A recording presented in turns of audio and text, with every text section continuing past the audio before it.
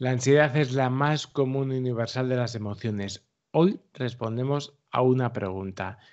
¿Cuáles son los tipos de ansiedad más frecuentes?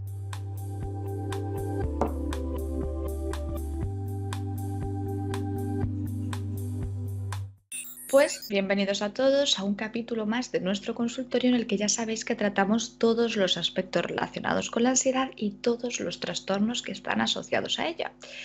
Y como ha dicho Rubén, ¿de qué vamos a hablar? Bueno, pues vamos a ver qué tipos de ansiedad existen. Los trastornos de ansiedad no son todos iguales, se diferencian entre sí según el objeto o situaciones que inducen miedo a la persona.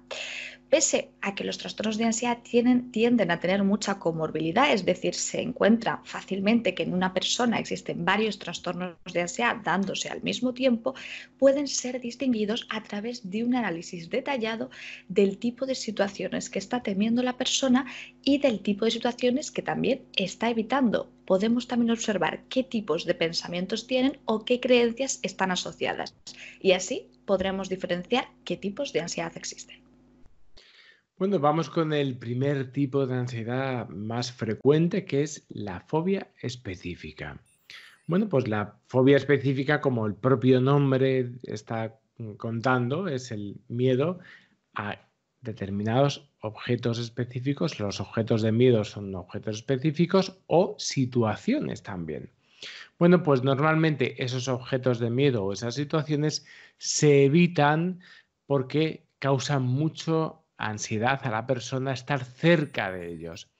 Bueno, ¿qué podría ser? Especificaciones, por ejemplo, en función de, imaginaros, pues puede ser fobia a determinados animales, fobia a determinados entornos naturales, el miedo a la sangre, a las heridas, a las inyecciones.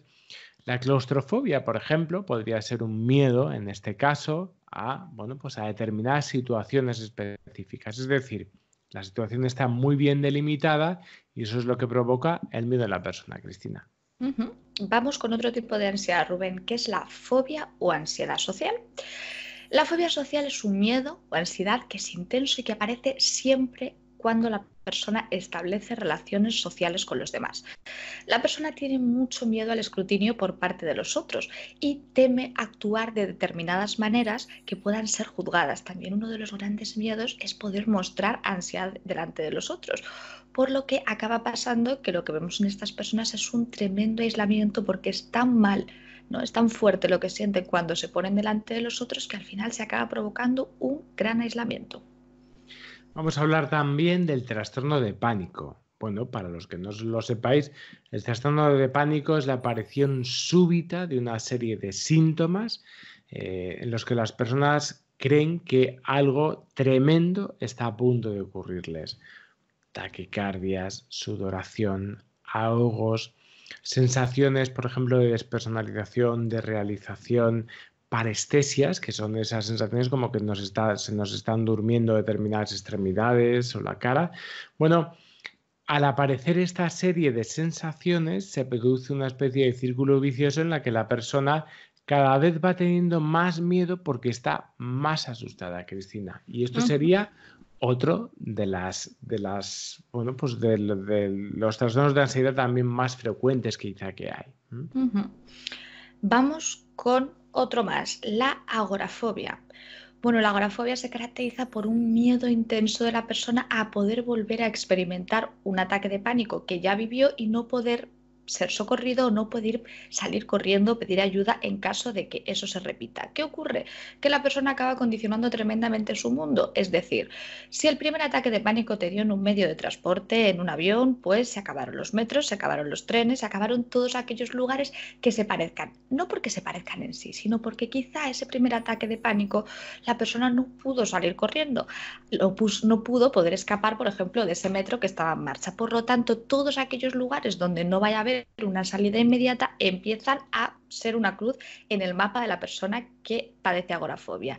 Al final acabamos, bueno, pues hablando de este miedo al miedo, de personas que tienen muchas veces una vida muy limitada, con muchísima dificultad incluso para poder salir a casa y donde el mapa está completamente fichado por la persona en lugares seguros o lugares inseguros. Hablaríamos también del trastorno de ansiedad generalizada, los ISIS, los preocupones, las personas que sienten que tienen una ansiedad que les está desbordando en su día a día. No es una ansiedad en picos, como podríamos estar hablando de los ataques de pánico, es una ansiedad más basal, es una ansiedad que está más de fondo, pero que a la vez, mientras que la ansiedad en picos, bueno, pues es como una ola, en este caso es persistente. ¿Por qué? Porque la persona está esperando siempre, es como si estuviese siempre amenazada, sintiendo que algo tremendo puede ocurrir en cualquier momento. Son personas, digamos, perdonadme la expresión, a lo mejor que se comen mucho la cabeza, ¿no? Porque normalmente están esperando, están intentando controlar el entorno y las posibles consecuencias nefastas que podrían ocurrir, bueno, pues a su alrededor. Bueno, y esto sería también otro de los tipos frecuentes de ansiedad, Cristina. Vamos con el siguiente. Hablamos del famoso TOC, el famoso trastorno obsesivo compulsivo. El trastorno obsesivo compulsivo se caracteriza por la presencia de obsesiones y la presencia de compulsiones, que ya pueden ser o rituales motores o rituales cognitivos. ¿Qué es lo que ocurre? Bueno, pues aparecen pensamientos intrusivos en la persona que, debido a la gran importancia que le dan, se acaban volviendo obsesiones. El carácter, ¿no? El contenido de estas obsesiones es tan fuerte que la persona empieza a crear rituales para poder disminuir la intensidad de estas obsesiones. Por ejemplo, si yo me creo que tengo las manos llenas de bacterias y que esto está siendo muy peligroso para mí, tenderé a lavármelas, ¿no? La compulsión sería lavarme la mano. Por lo tanto, al final, la compulsión está dirigida a ya no tanto que no pase aquello que temo, sino también, ¿vale? Las dos cosas son importantes, reducir el malestar que me está provocando la obsesión. No quiero que pase eso y a la vez lo que siento es tan intenso que necesito quitarme esa ansiedad como sea, por lo tanto acabo compulsionando. Claro, esto es una pescadilla que se muerde la cola porque cada vez que compulsiono, más obsesiones tengo y más fuerte se hace la obsesión, Rubén. Y por último, Cristina, estaría el trastorno por estrés postraumático. Bueno, el trastorno por estrés postraumático, como su nombre indica, aparece después de un acontecimiento, después de un hecho traumático. Bueno, podría ser, pues eso, un desastre natural, una violación, un secuestro, una tortura, un accidente. Las personas experimentan de forma diferida aquellas situaciones desagradables que vivieron en el momento en el que se estableció ese trauma. Por lo tanto, los pacientes están reexperimentando constantemente aquellas sensaciones que vivieron en ese momento.